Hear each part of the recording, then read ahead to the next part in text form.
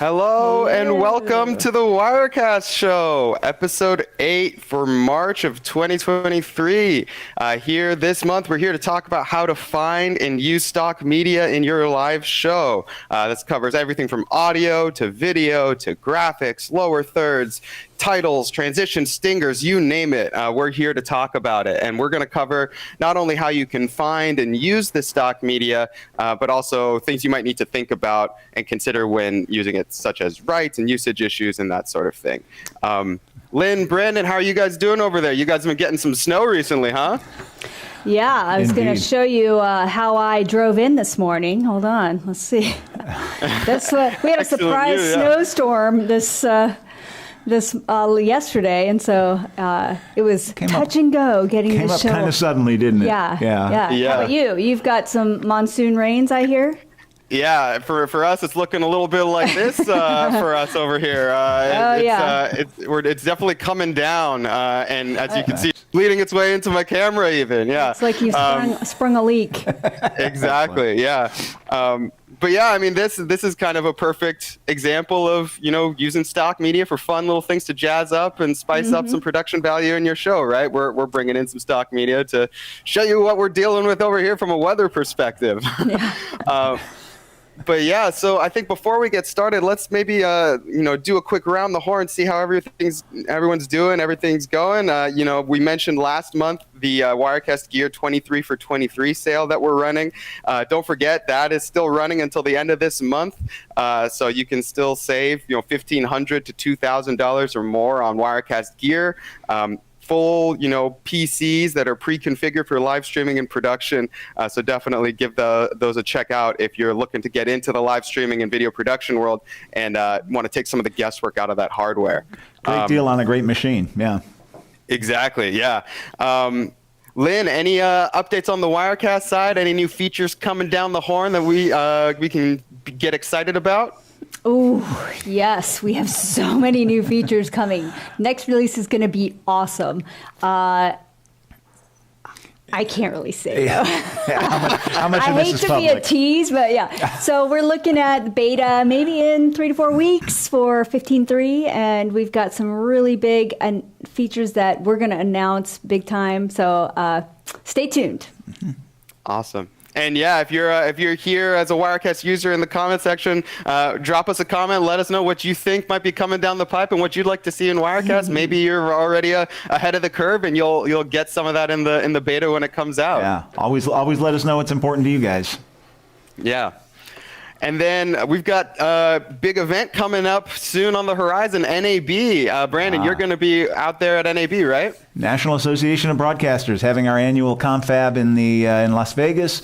We're going to be out there sending some stuff back from the show floor. I'll be hopefully giving you some daily updates on what Telestream's up to. We've got a few new big product releases that we're bringing out in Vegas in April. We've got some great new stuff on the content management front and on some of the other tools that we make for the broadcast industry.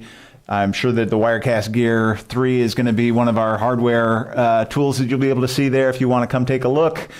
But definitely come by and say hi at the convention center. It's going to be a big show this year. Awesome. And I bet it'll be nice to be in Vegas and get away from some of the snow, huh? Yeah, well, desert, monsoon, take your pick. There's always something. Yeah. Yeah. One end of the spectrum or the other, right? Sure. All right. So I think, let's dive in a little bit here, talk about what we're here to talk about, and that is stock media. So as I talked about earlier a little bit, people, when it comes to stock media, might think of it typically as, video inserts, just full-on clips that you can use to overlay your screen, something, a little bit like this, just a pretty vague and, generic clip of someone doing something. But, stock media can cover a whole host of things. It can cover still images like you see I've got here with this border frame around my screen. It can be, composited graphics like the rain animation that I was showing earlier, or even this kind of dust particle animation. It can be audio clips. We use a stock audio clip in the intro for all of these Wirecast shows that we do, as well as at the tail end of all of the clips that we put out after the live show. You can also use it for stingers and transitions and bumpers. I know that when we switch over to our Q&A and audience comments sections, we have the little sound effect that goes, the little boop, boop, boop kind of thing. That's a stock media asset that we pull from our built-in stock media library here in Wirecast so that we can add some additional production value to our show. And I think that is one good way of level setting on stock media, is thinking about it outside of just what you may have typically thought of as just a full-on video that completely takes over your screen. It can be a whole host of other media types and applications for really amping up that production value. It's really changed in the last decade or so, I guess, in recent years. But it's not just the inexpensive way to fill some gaps in your show, or the less expensive, the thing you do when you can't go out and produce the shots. Sometimes you get better material going through the stock library. Sometimes you get more appropriate material. And by the way, there's so much stuff out there that if you are telling a story, you can really find what you're looking for in one of the many, many libraries there are online. It's easy to acquire and usually way less expensive than shooting it yourself. That's not to say, creating original content isn't important, but it's really just to say that this is original content that somebody has put the work into. There's some really high quality cinematography out there that's available and that people have put the work into. But like Don says, also those compositing elements, people have put a lot of work into graphic templates, into layered elements that you can use to make your composites really stand out. And that stuff's all there at your fingertips, whether it's buying it by the clip or via one of the subscription services. There's a lot of ways to acquire great footage these days. Yeah, and if we look at this 2-up shot that we've got going here, you can see all of the areas where we have stock media at play. We've got the background behind our video frames. That's a stock media background, moving kind of video clip. You guys have a still image that's being chroma keyed behind you right now. Right. And then we also have our lower third titles below us. I've got this frame around my webcam video here too. So we've got stock media all over this broadcast right now. And, again, some of it might not be what you would have traditionally thought of stock media, like some of the still images type things. Watch out for that weather, right? Just a little windy. Yeah. And so I think, like you mentioned, Brandon, there's a ton of places and resources for you to get access to this stock media content. And with each of these places and sources for the stock media comes a different flavor of usage and rights requirements and licensing and all of that kind of stuff, which might make it a little bit confusing and a little bit difficult for people to know where and how and when they can use certain types of assets. Yeah, maybe we should talk a little bit about what those different licensing agreements are, because that's really important. I mean, all this stuff was created by somebody. It's typically owned by somebody. You have, like I say, you have excellent, high quality cinematographers going out there and creating material just for the libraries. They got to get paid. They put an investment into making that footage, and they're looking to recoup their costs on that and make a little money. It's important to really pay attention to your licensing agreements. Don, I think you've got a little breakdown on this for us, right? Yeah, definitely. Yeah. So I think, there's two kind of main categories you can think of when it comes to stock media usage rights, right? There's royalty-free and Creative Commons. And the way you can kind of divvy up the two in your mind, if you want to think about it in a very general sense, royalty-free, you don't need to do any sort of attribution to the original content creator. You pay to get access to that stock media content and use it in whatever sense that you want to use it in, depending on the type of royalty-free license that you've gotten the content with. But you don't have to give that credit to the original author. So if you think about stock audio clips, for example, that you play underneath a broadcast as a roll-in or a bumper. When you use royalty-free stock audio, you don't need to add kind of a credit at the end saying like, intro music by such and such person, right? You paid for access to that stock audio. You can layer it under your video. You don't have to give that attribution, and you can just use it as you see fit, right? But under that umbrella of royalty-free, you've got different kind of subcategories to it, right? You've got editorial licenses, which are more geared for print. Think about like magazines and newspapers and other published works. You don't get unlimited access to it. Usually those print runs are, limited to, a few 100,000 copies of published work. But you can also use it for online publications like digital magazines as well.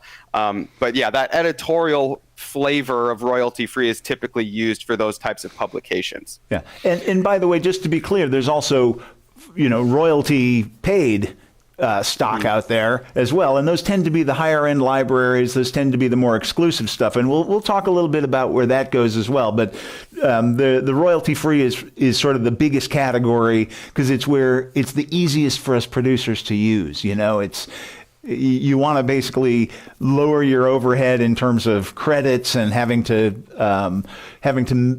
follow up with people. You want to be able to buy it, use it, do what you want with it. And that's why royalty free means you don't have to follow up with additional payments afterwards. If your show goes big, you don't have to keep track of it. You don't have to, there's a lot less paperwork involved.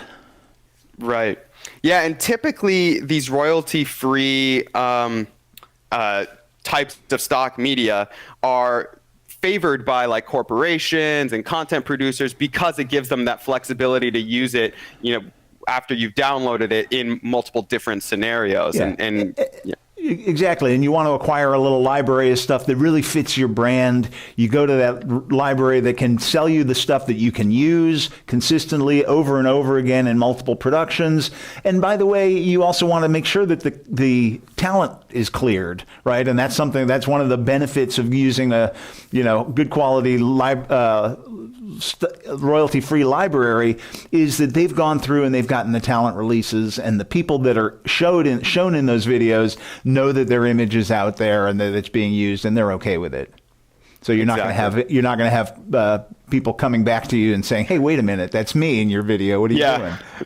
Yeah, exactly. You hate that, right? If you spend all this time and effort creating this content, and all of a sudden someone comes back saying they didn't give you the authorization to use their likeness, right? And that's something you do have to check for. Not all libraries are created equal, and not all agreements are created equal. So you have to kind of read the fine print sometimes.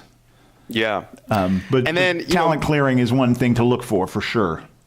Definitely. Yeah. And then, moving on from the editorial kind of section of royalty-free licenses, you've also got commercial licenses. And this is, where you can, a lot of digital and physical type of applications, but this is specifically enables people to use these types of stock media in commercial settings, right? Think of like corporate uses, making money off of the content.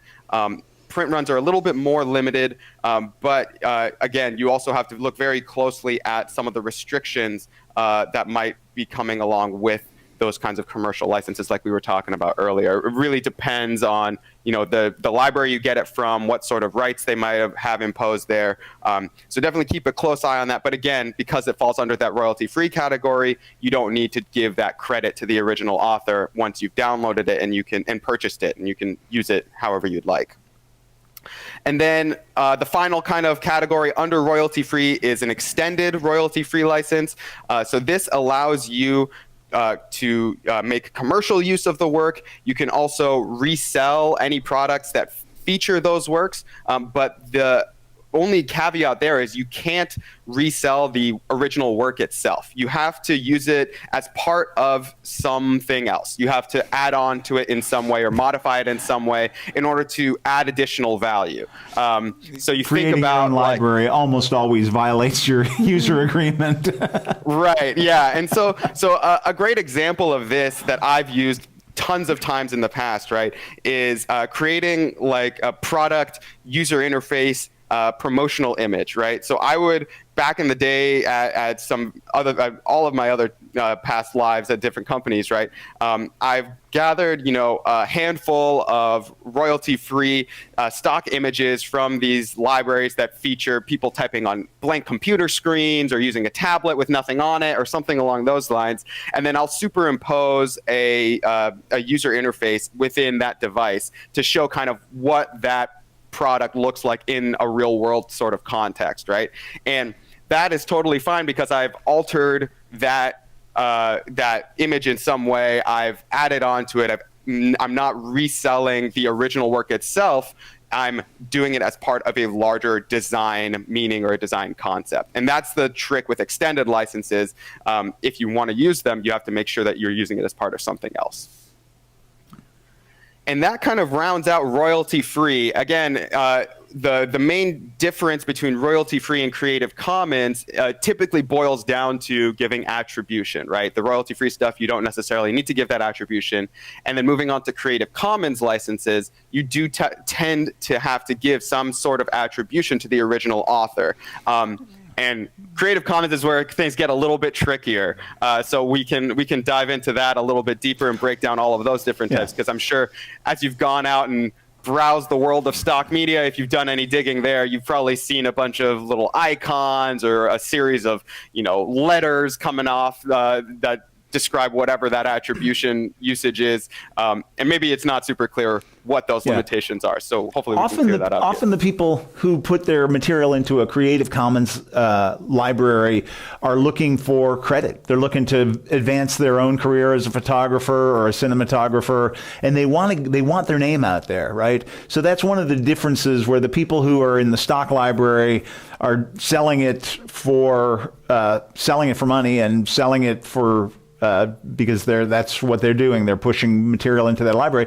A lot of times the people in the Creative Commons are maybe enthusiasts or maybe building their career and looking to get their name involved in a certain field, and it's important to them to get the credit. It also as we discussed, important for them to have a little control sometimes. Maybe they've got some different restrictions around the footage or the material that they want to put on it and say it's really only for use here, because a lot of times the fees involved in a Creative Commons usage is low or none. Yeah, definitely. I mean, some of these are free services, and you can just download something off the public domain and use it however you like. Others, with credit, yeah. Some of them, you have to you can use them in commercial settings, and others you can't use in commercial settings. And again, there's a whole bunch of different flavors of Creative Commons. And I found this neat little chart that hopefully makes it a little bit easier to understand. But again, you're stuck with all of these kind of letters and jumbles of combinations of icons and stuff, and it's not always clear what these mean. So let's break it down a little bit. So public domain, as we mentioned earlier, the creators have waived the rights to those works. You can use them for free. You can use them for commercial or personal use. You can modify them however you want. And you don't need to do any sort of attribution, right? These are, whether they're brand new content stock media that are entering the public domain, or this could be older stuff that has entered the public domain. I mean, you look at a recent example, Winnie the Pooh just entered the public domain. And the first thing they did was they made a horror movie around Winnie the Pooh, and that is, I think, hitting theaters either now or recently, and that is a perfect example of what can happen once something enters the public domain. Yeah, I always knew there was a dark side to Winnie the Pooh. Yeah, Blood and Honey, I think is what it's called. But yeah, so moving on from the public domain, we start getting into the actual Creative Commons, where you do need to give some sort of attribution to the original artist, or the original creator, rather. So the way you can think about these and breaking them down is by the the commercial and the non-commercial. So if you see the last three on this chart here have NC next to them, those are the non-commercials, meaning you can't use them in any sort of commercial setting. You can't sell the work even if you adapt it or make derivatives of it. You can only use them in, like personal projects and things that are not of a commercial nature. For all the ones above it that don't have NC next to them, those you can use in a commercial sense. You can use them, sell them, make modifications on them in some situations, but you are able to use them commercially. And the way you can tell whether you can modify something or not is you look for that ND. So if you see the CC by ND, the CC by NC ND, those mean you cannot make derivatives. No derivatives is what the ND stands for, and meaning that you can only use it as is. You can't modify it. You can't adapt it in any way. You have to use that stock media as it was produced by the original creator. And if you see, sorry, go ahead, Brandon. Well, I was going to say some people want that level of control. They feel like they've created something that stands as to tell its own story, and you're free to tell that story or show that work, but they don't want it turned around and turned into a horror film, maybe. Exactly. Yeah. No. Yeah. I wouldn't want one of my precious materials that I spent so much time and work building turned into a random horror movie. Yeah, that's for sure. So then the other flavor of Creative Commons attribution is where you see the SA, and that stands for share alike. And what that means is you are able to use it as is, but you can also modify it however you would like. Again, you have to give the creator credit for how you use it, but you are able to modify and adapt it to suit your needs. So in this case, Winnie the Pooh could have become a horror movie before being used out in that situation, right? You still can make those modifications to it, but again, you got to look for the NC to see whether you can use it commercially or not. And then you can see they've got all of these icons here on the left. This is how the Creative Commons licenses tries to abbreviate and make it simpler to understand how and when you can use these types of stock media. I think sometimes these can seem a little daunting, a little complicated, and you can't remember always what they stand for. But I think as long as you can tell the difference between what these licenses do, you can always go on Google and do a quick double check to see what these icons stand for. But I think Creative Commons is usually a good starting point for stock media, just whether you're looking to give some credit to the original creator and build something from the ground up and not have to worry as much about kind of the ongoing fees or the specific limitations of royalty-free licenses that might vary based on your library. Yeah. Well, let's talk a little bit about where to find those materials, because there's a lot of different sources out there, and they come in a lot of different price tags. Maybe since you were talking about the Creative Commons stuff, which tends to be a little easier on the wallet, let's start with the free stuff. Where do you go to get free footage? Absolutely. Yeah. As I mentioned before, I've used a ton of stock images in the past, and I've gotten them from free third-party websites like Unsplash, Pixabay. There's a free video stock media site that I've used called Videvo before. They've got a handful of pretty good, baseline free clips to get started on building video mood boards and that sort of thing. Not necessarily the specific asset that I'm looking for in any given situation, right? But it's good to kind of get an idea together on the timeline and build it out from there, right? And then you've also got freesound.org for free audio samples. I use that for sound design and audio mixing all the time. Freeze in the name, yeah. So, and I've used some of these sites as well, and the thing that I would note is that they're giving you this stuff for free sometimes to just pull you in and get you to buy stuff, but you can expect them to throw some more ads in your path, because they're going to have to monetize it somewhere. They've all got costs just staying alive, staying operating, and that if you're going to go to these sites, you can expect that they're going to throw some stuff into your path. Click here, click there, try to sell you something along the way, whether it's advertising or or you become the product and they're selling your information down the pipe to somebody else for marketing. Yeah, they got to make their money somehow. Yeah, right. Yeah. And then, once you're ready to step up to building out your show or your content with some paid stock media, getting some more of that, specific, bespoke type of content that fits exactly what you're looking to do, that's when you start getting into these paid services, which can vary, right? Like they can be subscription-based services that let you download a certain number of clips or assets every given month, or it can be, pay per clip or pay per asset, where you pay, say, like $50, $100 to download a video clip, or $20 to download an audio clip, and then you can use it however you want, right? Yeah.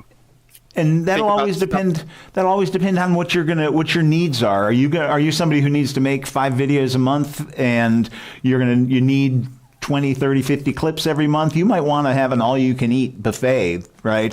But if you're in the advertising business and you're going to make a 30-second commercial and you need every image to be crafted and exactly telling that story for that moment, you might be better off paying per clip.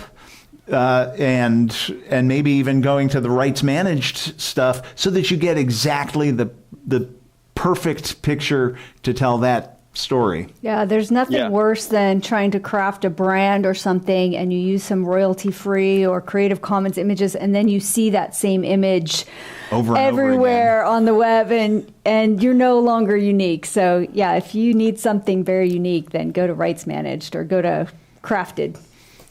Yeah. Right. And there's a ton of paid services you can use to find these types of assets, right? You've got Adobe's stock media library built into Creative Cloud.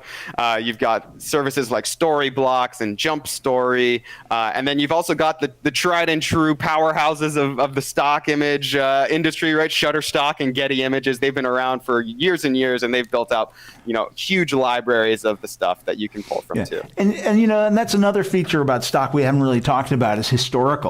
There are libraries out there who specialize in unique historical footage. They've curated this from film reels, and they've taken years of managing this material and archiving it and sorting through stuff to bring you that stuff, and it's worth the price.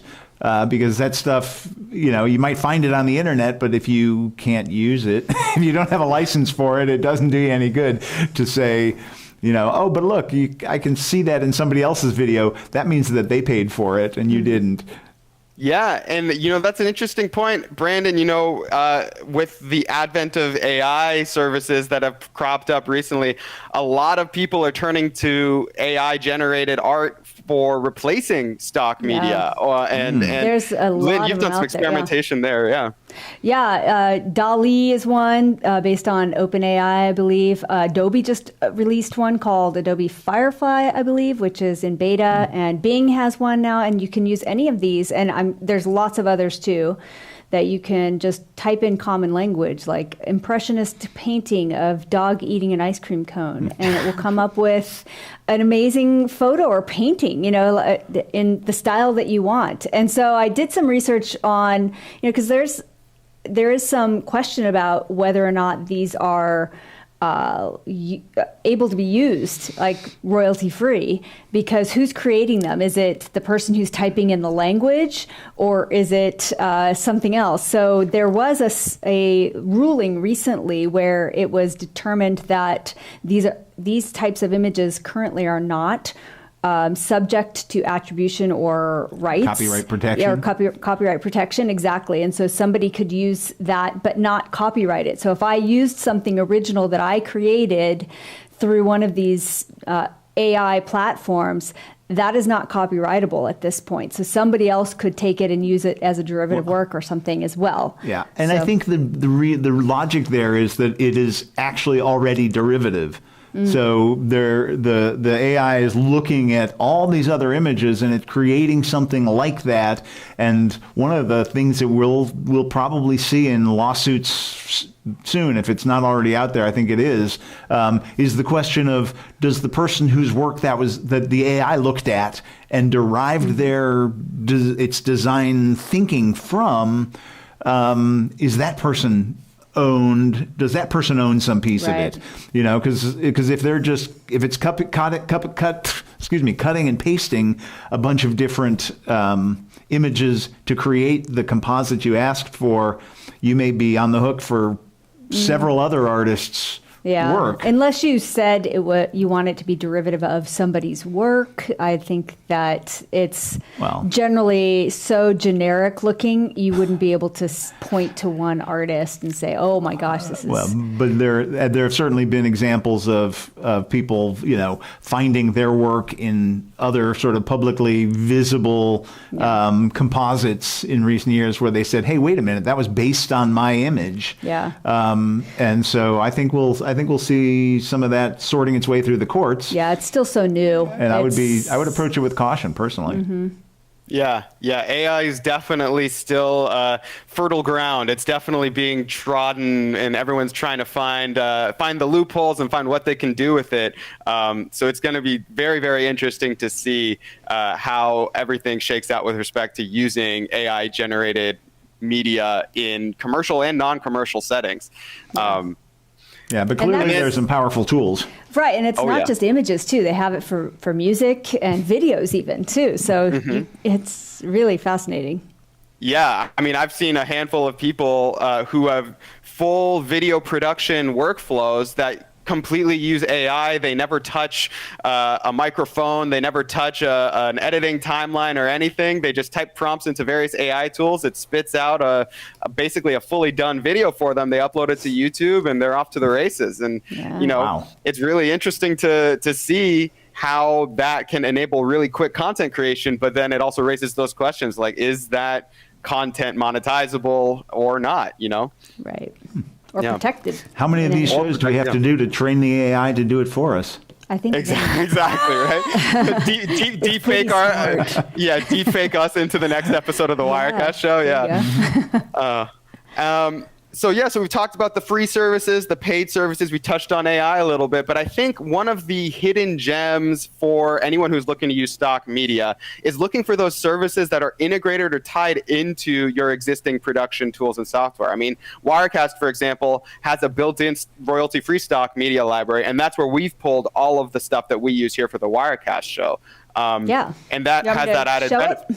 Go for it. Yeah. Okay. Go nuts. Hey, I'll just for those of you that don't know it's here, I'll just give a little demo. Anytime you want to, you can see my screen, right? Sorry, I've got the Inception screen going on right now, but you just go to add a source and under media files, as long as you have an active support account. So that's what's required with Wirecast to be able to access this stock media library. So you renew support every year for $119. If you have a renewed or active support contract, then this is available to you as part of that support contract. So when I click on that, I get a modal window that gives me video, images, and audio. I can type in anything. So dog, ice cream, maybe. Let's see Ice Creek. Let's see if anything comes up. Dogs eating ice cream. Girl feeding an English bulldog ice cream. There we go. So I would, that's a video file. Some of them have different formats. You can see how big it is. I download that. It downloads it directly into my project, and there we go. We can use that as so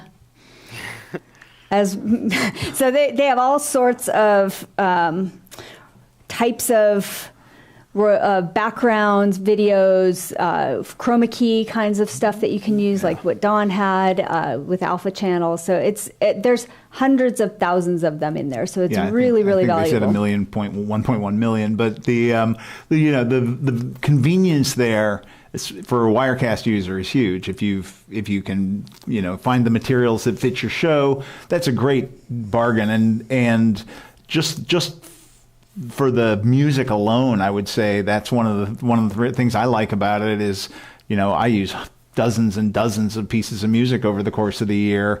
If I license those individually from Shutterstock, I'm well into the hundreds of dollars. And there are other places you can go for, maybe get a subscription, but for the cost of support on Wirecast, which, by the way, gets you also access to the tech support. To updates, if you've got any issues, you got the updates and stuff. Yeah. That one's a really real bargain. Mm-hmm. Yeah. Yeah. So amazing to get an all-you-can-eat library with that. Yeah. Yeah. So we touched on, the flavors of stock media, the things you got to consider when it comes to usage rights, and where you can get it. I think to sum things up, we've got, why would you use a paid stock media library if there are so many free services available? I think we kind of covered that earlier, is if you want that specific high quality content that fits your vision for what you're trying to produce, you go to those paid libraries because they have more there and more specific things there, and also higher quality options too. More production value comes with more value, right? So you have to pay a little bit for that. Yeah, searchability is a value in itself, right? If they do a good job putting all those keywords in there, if they make it easy to find the stuff you need, because there are literally a million clips in in even the library that we're connected to on that Lynn just showed you, there are a million clips in there. So doing the work to put the metadata in there and identify those things is really what allows you to find it. And Google, Google's a great tool, but Google isn't going to find you the stuff you can buy for X amount of money. Google's going to simply say, here's what I see. And so having a good quality search engine leading you through good quality footage, there's a lot of technology there and a lot of work that's gone into making that work. And so that's where a lot of the value happens too. Yeah. Yeah, and you mentioned searchability. I mean, it also makes it quicker and easier for you to get your content produced. I mean, if you're able to find that stuff, much easier than sifting through page after page after page of a free stock library looking for the one thing that you think will fit the bill, and it might not even be in there. But I think having those paid services that have all of that searchability and the higher quality assets really helps drive up your production value for your show. And time is money. So if you time is money. If you can save some time, you've made yourself some money. Absolutely, yeah. And plus the uniqueness of it all, right? We talked about that earlier. You don't want your content looking like everyone else's content if you can avoid it. You want your stuff to feel like your own. And so using paid stock media helps get you in that direction, because you're not using what all the other, general folks on the internet could be drawing from to build out their content. Yeah, you do find sometimes you have, if you have very specific needs, and I've had a few projects this year that have had some very specific requests where I needed to see a very specific image. Sometimes you have to go to more than one library because not everybody's got the same stuff. You're going to get to know who's got what, and then really you'll find that not everybody has this, but they might have that. Yeah. Awesome. So let's wrap things up with a few tips before we head to the audience Q&A. We covered some of the use cases for how you can use stock media and stuff. And I think, just to round things out, I think a good thing to keep in mind is that this stock media, whether it's audio, video, still images, graphics, overlays, lower thirds, whatever it might be, whether you're using it as is or slightly modifying it to make it your own, it's one really great way of revving up the production value in your live show or on-demand content for that matter, really easily and quickly. And it's great to find solutions that provide royalty-free media so that you can avoid having to do ongoing fees and payments every time you want to use a certain asset. Allows you to repurpose that media, even make modifications to it and extend the value and lifetime of it. Again, not having to give attribution to the original content creator so that you don't have to include a whole long list of credits after, a 30-second or 1-minute video, for example. And, I think something that people always are, worried about when it comes to using stock media is whether they're going to get hit with a copyright strike on, a service like YouTube or Facebook, or I know with YouTube's Content ID, they're getting really, really strict about copyright protection, as they should be, right? You don't want to accidentally be violating the rights of a copyright holder on a random YouTube video. That's another place where I understand that Wirecast support is actually a really handy thing, because that media library has I believe there's an integration in our support page, in the Wirecast support page, that because sometimes YouTube will flag stuff that they know is stock media. They'll simply say, oh wait, this is stock that we've seen a complaint on once before, or something like that. And there are clips out there that flag it through their AI. Their in artificial intelligence sees an image that they know has been flagged before, and they'll give you a little warning that says, wait, this could be a copyright infringement. And I believe that there's a tool on our support page Shane was just talking about that actually helps you mitigate that and run back through it and say. You just post in what video it is and into that tool, and they'll go investigate and clear it. Helps you clear it. And so maybe we can add the link to that to our show notes or to our description. Yeah, so we'll post a link to that in the comments to this video. Yeah, so that if anyone is using the Wirecast Stock Media Library, if you do get hit with a copyright claim notice on any of the content you're doing, all you got to do is go into that link. You can enter in whatever media you used that got hit with that claim, and then our support team will go around and figure that out with the. It's actually not our support team, but it's the Storyblocks, which is our integrated stock media library. They do it. Right. Awesome. And yeah, I think, with that in mind, why don't we head to the audience Q&A portion of the show? Q&A. It looks like we've got a handful of questions from our fan Wilton Vargas over here. Oh yeah, okay. So let's get these on screen here. So first of all, Carlos Phoenix, welcome. And see you at NAB. We mentioned that at the beginning. Hey, I think, Brandon will be there. Looking forward to it. We're in the we have a booth in the West Hall. Do you know the West 1501? 1501. Yeah, come see me. Come by and see. Yeah. Let's see, Wilton. Always good to see you. Let's see. A couple of questions. What are your thoughts on having two instances of Windows Wirecast open at the same time? Say one with a vCanvas and the other horizontal canvas. Interesting. Yeah. Interesting. So I don't know if you're trying to stream both of them at the same time. You might get some conflicts. It's not something that we generally test with, although I have heard that people use this, and we do sometimes have scenarios where we work through issues where we say, okay, well, if you had two canvases open and you were doing this, which one would be the one that would recognize it, that sort of thing, or what preferences, if you had different preferences on the different documents, which one does it adhere to if it's global. So there are times where I think that might be a conflict, but I know that people do that. I don't know of people that generally stream out two at the same time from the same computer, but you could try it. Yeah, I think his second question here is touching just on that fact. Yeah, he mentions this workflow of streaming to Instagram Live. Gotcha. Mm-hmm. So with streaming to Instagram Live from the desktop, have you considered giving Wirecast a way to handle natively two different canvas?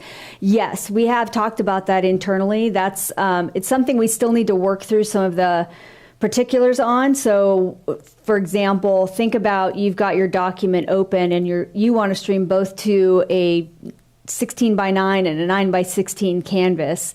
What do you show in your document? Are there just like key lines around where the different documents would end? But you don't always know when you're starting up a document or when you're setting up your shots where you're streaming to. And so there's lots of different considerations for us trying to make it easy and and super intuitive. If you want to stream to both of those, how we would show that and how we would make sure that the user's not doing something off screen for the 9x16 and not realizing it. So yes, we have brought that up, and a couple people have brought that up. So that's good to know that that's something that you're interested. I log all of these feature requests, and it helps me prioritize. So thanks for that. Awesome. I see All right. one from, I'm going to mess up this name, Manasseh Copinger. I'm sorry if I messed up your name. Is Wirecast ready to be seamlessly integrated into a browser-based environment? So I'd like to know what your intention there, or what is the issue you're trying to solve there. Right now, one of the things that is pretty critical for Wirecast to have is a GPU. And so if there's not hardware associated with Wirecast, and because it's software that's downloadable, we do not have a browser-based interface at this time. It's not something that is supported out the gate. So one of the things that I have heard people do is use a virtual machine. And so be able to, so if what the problem you're trying to solve is remote production, where you're trying to be somewhere that maybe your computer is not, then that may be accomplished through a virtual machine. I've definitely or through, done that through a virtual machine. Yeah, or logging in to a remote machine. But if you're trying to accomplish something like collaborative broadcasts, where you and other people are trying to collaborate on the same document at the same time in the ether or on the net, that's not something necessarily that could happen through a virtual machine. So when you have requests like that, it's really important for me to understand what the user case is. Like, what is it that you're trying to solve and do? Yeah, Lynn wants to solve your problems. You just got to explain them correctly. Yeah. Awesome. All right. And here we go. One of the most popular questions we've gotten over the last few months. When can we expect custom LUTs in Wirecast? Look up tables, baby. For all of you that are watching today, I'm going to give you a little secret. Don't tell anyone. It is scheduled for 15.3, which I announced at the beginning of this is our version that we're working on now. I'm hoping to have a beta out in about 3 to 4 weeks. Don't hold me to that date. There's lots of things that are still in motion, but that is definitely one thing that is in there right now and being tested. Awesome. Very exciting. Exciting sneak peek for all the live viewers here. Yeah. Mm-hmm.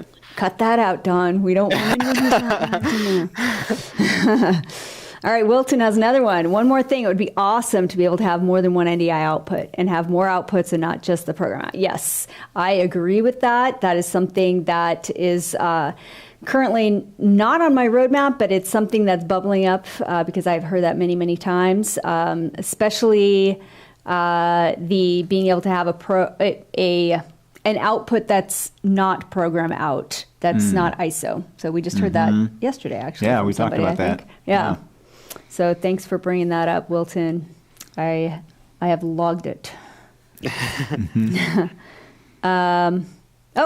Carlos Phoenix. I will be in the West Hall. I sell your product. Excellent. Oh, what? So We'll see you there. Are you yeah, see you there. great. Definitely come talk. Looks I'm gonna like put you in a video.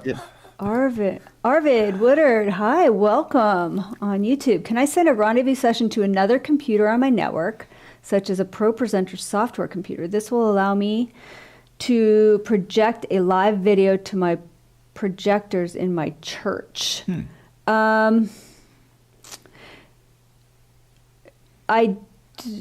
There's not a way to send a rendezvous session out. However, you can send a multi-viewer out to another. I mean, Don's watching us watching our program feed via Rendezvous, aren't you, Don?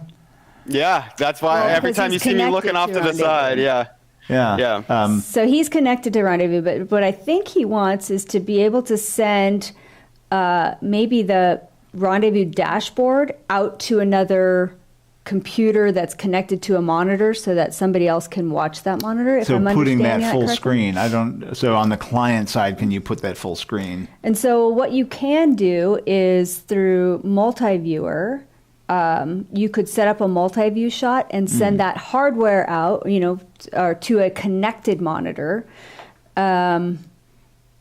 The other thing you could potentially do is have somebody join the rendezvous session who won't necessarily be part of your broadcast, but when they join it, they're able to see who else is in the rendezvous session, like Don is.